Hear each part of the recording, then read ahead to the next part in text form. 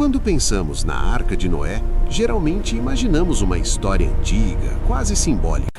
Um barco gigantesco, animais entrando aos pares e um dilúvio cobrindo toda a terra. Mas existe um detalhe que muitas vezes passa despercebido: as medidas. O livro de Gênesis não descreve a arca de forma vaga. Ele apresenta números específicos, 3 medidas exatas, que séculos depois continuam sendo analisadas com atenção. E é aqui que a narrativa deixa de ser apenas teológica e começa a entrar no campo da engenharia. Se você aprecia análises bíblicas com profundidade histórica e técnica, inscreva-se agora no canal. Aqui nós exploramos os detalhes que muitos ignoram, sempre com respeito ao texto e ao contexto. Segundo o texto bíblico, a arca deveria ter 300 côvados de comprimento, 50 de largura e 30 de altura.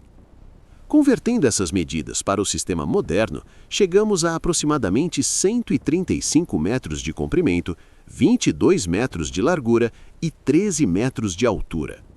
Esses números não são pequenos. Estamos falando de uma estrutura equivalente ao tamanho de um prédio de 4 andares e quase o comprimento de um campo de futebol. Mas o que realmente chama a atenção não é o tamanho absoluto, é a proporção. Quando dividimos o comprimento pela largura, encontramos uma relação próxima de 6:1. E é exatamente aqui que engenheiros navais modernos começam a prestar atenção. Navios projetados para enfrentar mares agitados precisam de estabilidade longitudinal. Se forem largos demais, tornam-se lentos. Se forem estreitos demais, tornam-se instáveis. Ao longo da história naval, estudos mostraram que embarcações com proporção próxima de 6:1 apresentam excelente equilíbrio entre estabilidade e capacidade de flutuação.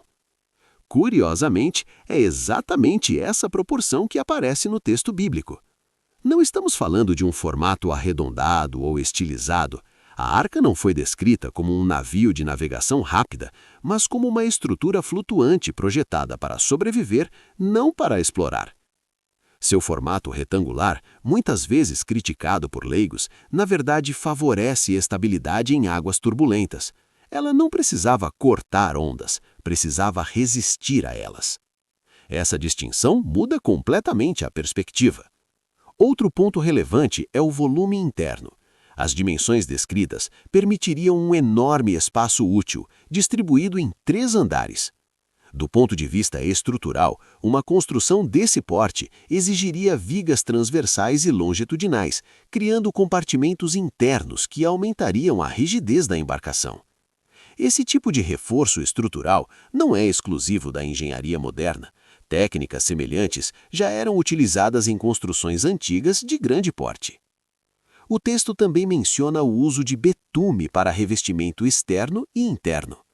O betume é uma substância natural com propriedades impermeabilizantes conhecidas desde a antiguidade.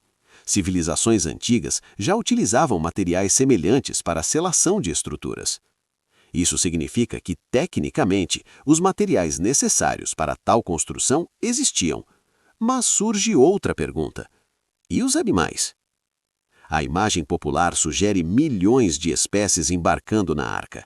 No entanto, o termo hebraico utilizado no texto bíblico frequentemente é traduzido como tipo. Esse termo não corresponde necessariamente ao conceito moderno de espécie biológica. Alguns estudiosos sugerem que o texto se refere a grupos ancestrais básicos, dos quais derivariam as variações atuais. Se essa interpretação estiver correta, o número de animais necessários seria significativamente menor do que imaginamos. Isso reduz drasticamente a complexidade logística. Em vez de transportar cada variação moderna, seriam preservados representantes fundamentais.